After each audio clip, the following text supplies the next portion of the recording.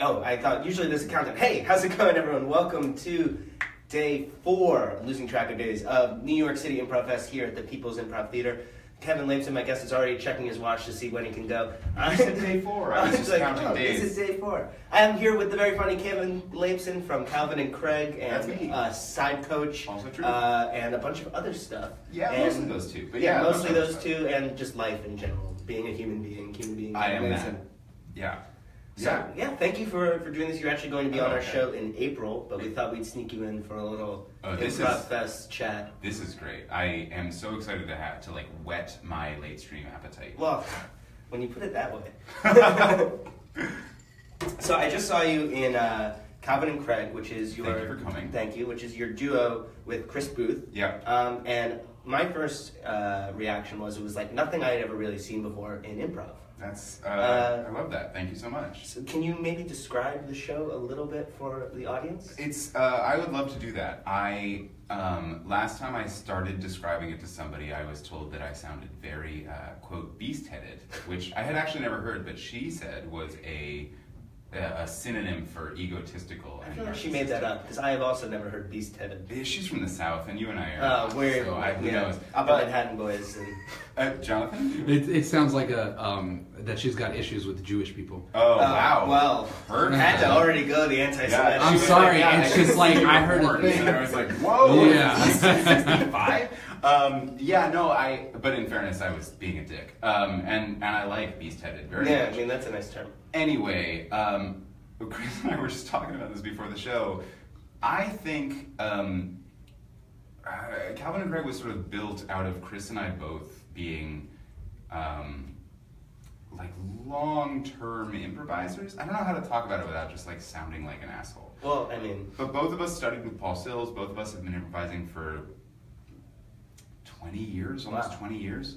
And when I started improvising, the vocabulary of forms didn't so much exist. It was, I mean, there was a herald and there were montages, I guess, but mostly that. But there weren't every team has a form that they do, and this form is this, and everyone knows what that means. When I got the job at the Pit, people were like, "Well, we do a Spokane and we do this," and I was like, "I don't understand what any of these are. These people must think I don't know anything about improv, but I'm okay at it."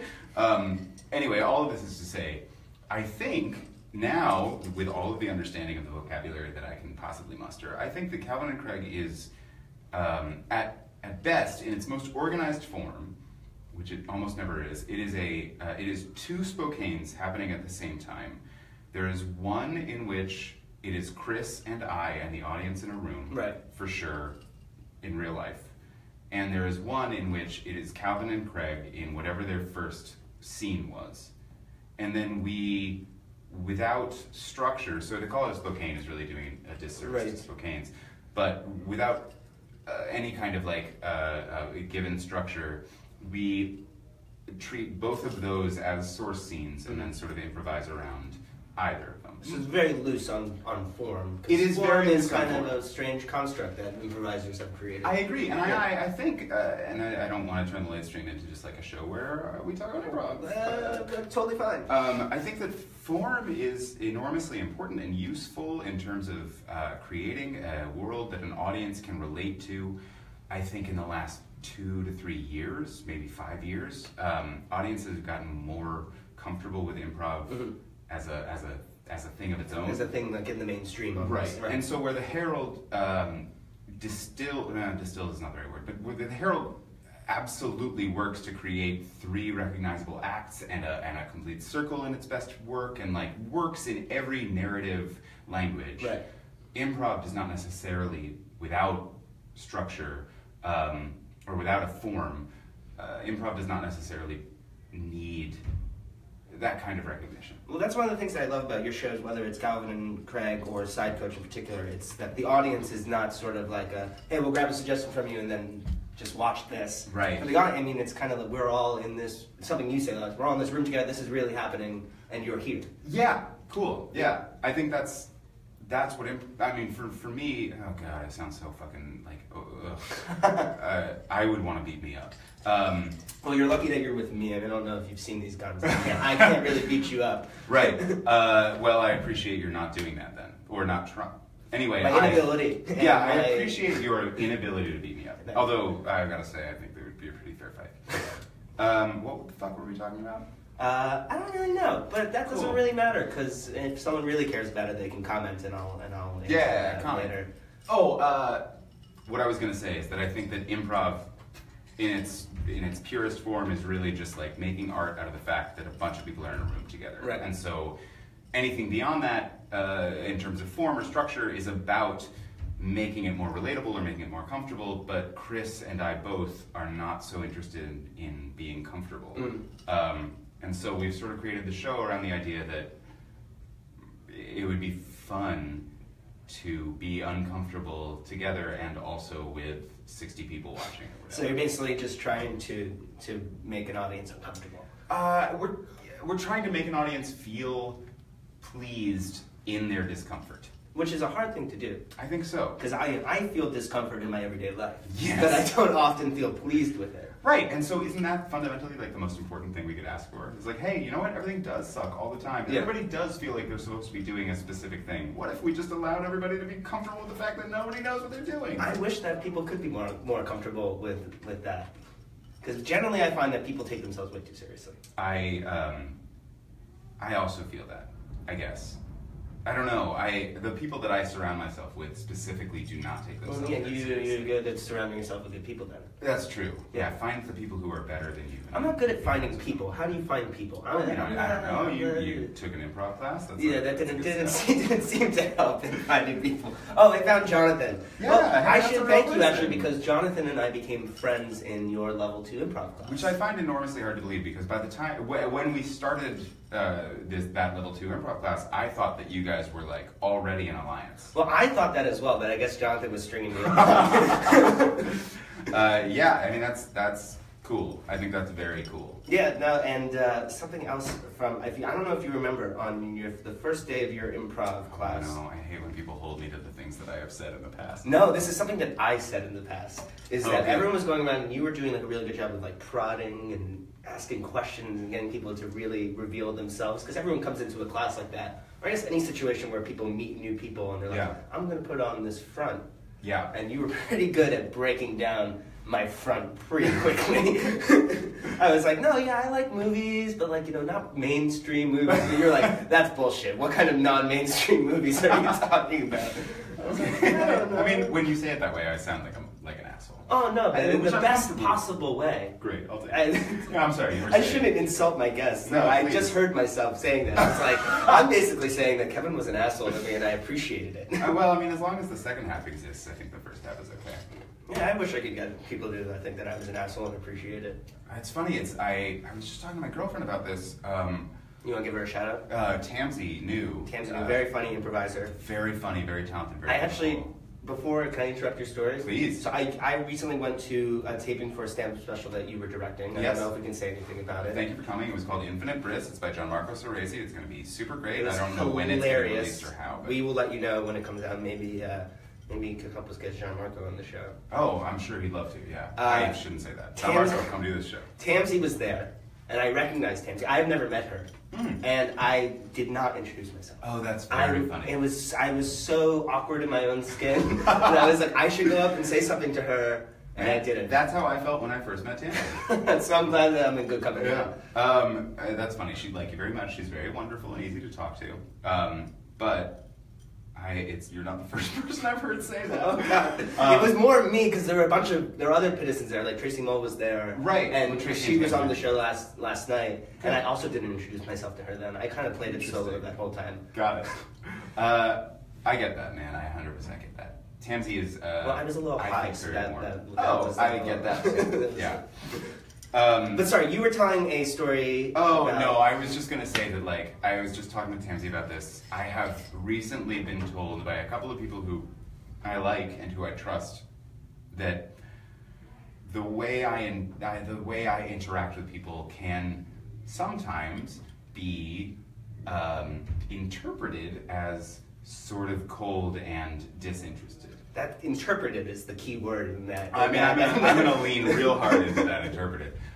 In as much as, an example is the amount of times a day I say to a person, oh, I don't care. And I mean that in a way that is to say, like, so you are free from trying to explain the Right, rest. right. So please don't expend more energy. Yeah.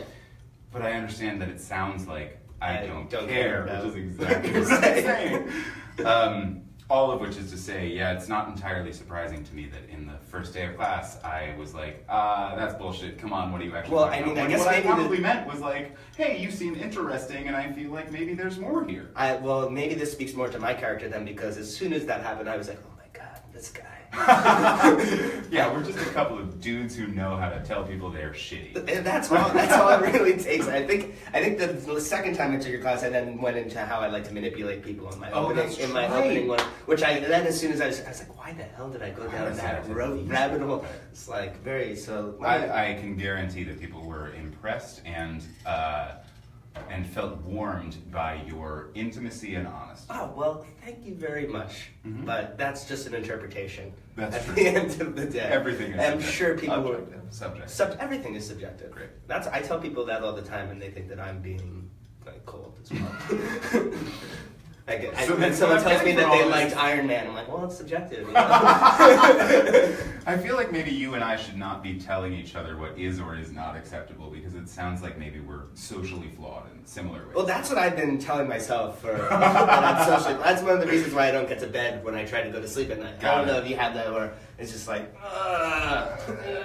here's everything I did wrong the last 2 years. It goes back much further than that. I mean, it's hard to rehash a improv set, but you were talking about feeling bad about your actions. True story, Three. by the way. Yeah, I can totally relate to that, because I have that same feeling almost daily. Yeah. It's like, I can't believe I did this thing when I was like 5 years old. Yeah, I have. That was actually basically the word for word reenactment of what I said to my first therapist when I was like 19. Yeah. That's a lie. When I was like 15. Yep. That's about the first time for me as well. Yeah. And since then I have become very comfortable with the fact that I am dissatisfied with the way I acted for much of my life. It's a weird feeling, because It is. I am as well dissatisfied for most of my early life. I mean, it's an interesting thing, I think, to try to hold yourself to a higher standard in terms of saying, like, well, these are my impulses, or these were my impulses as a child. How can I improve as a human? How can I improve as like a person in a relationship? It is an interesting thing to say to yourself, yeah, this was you, and yeah, you can do better, and it's time to let yourself off the hook. Yeah. I find that enormously difficult and unbelievably gratifying when it happens. Do you do therapy? Oh, God, yeah. No, I mean, do I give do therapy? you give therapy? Yeah, it seems I like you mean, have very only- wise insights. You have very wise insights to give. Great, I appreciate you Can we saying set up so. like a free like Tuesdays at 9? I or mean, something? honestly, that's what Calvin and Craig is to me so much. It's just like, oh, I can just be 100% honest. The first Calvin and Craig show, may I tell this story? You can tell any story you want. That's actually, that's not true. It was the second Calvin and Craig You're show. gonna just come on my show and lie to me? Lie to your face. Although now I'm questioning, it might have... Was Anyway, it the it doesn't third? matter. Was it the third Should have show? been the 50th. Who knows? God! I'm full of garbage. So I was playing a bartender in this scene with Chris, and Chris had come in and was road weary and was running away from his life. It was like a John Updike rabbit run situation. Right.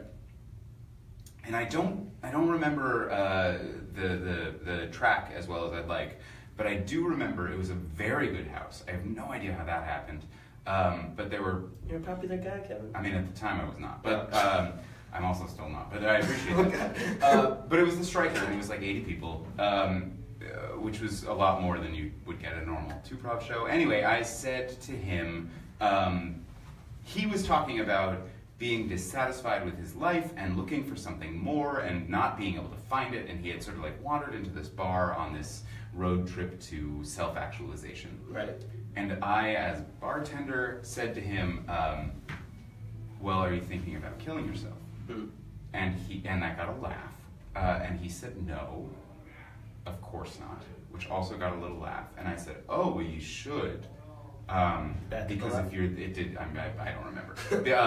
Because what I said was, because if you're this dissatisfied, then it seems crazy to me that you aren't thinking every day about killing yourself. And he said, are you thinking about killing yourself? And I said, right now, and I will 5 more times today, and I will every day until I'm dead.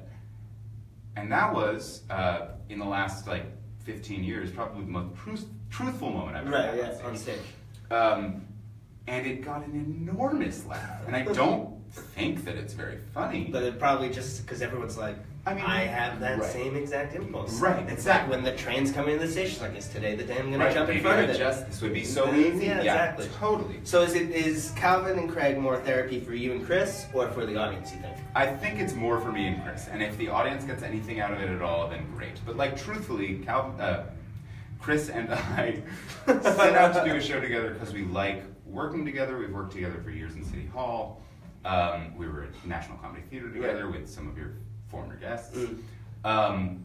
When we set out to do a show together, it really was just, hey, wouldn't it be cool if we stopped giving a shit about how anybody took this? And we expected no one to like it. In fact, Calvin and Craig was the name we took because at the time I was artistic director of the Pit. I was certain nobody was going to show up. And I didn't want for Ali, who owns the Pit, to see my name and Chris's name, and nobody came. And so we called it Calvin and Craig, which at the time felt very funny because it was Calvin and Chris, but there it says a little different. And then people showed up, and then more people showed up, and people seemed to really like the show. Well, that's great. Yeah, it's cool. And you mentioned City Hall. I know we're going to wrap up quickly, but City Hall, you guys have any shows coming up? We're doing Jesus Christ Tater Tot. Which is hilarious. Thank if you you so have, much. you have to see this show. It is exactly what it sounds like. We're doing Jesus Christ Superstar with potato puppets. And it's a 45-minute version, and it's riddled with potato puns. Crucify him becomes peel and fry him. And it's just straight up not smarter than that. And Chris has an amazing voice. Chris has an amazing voice.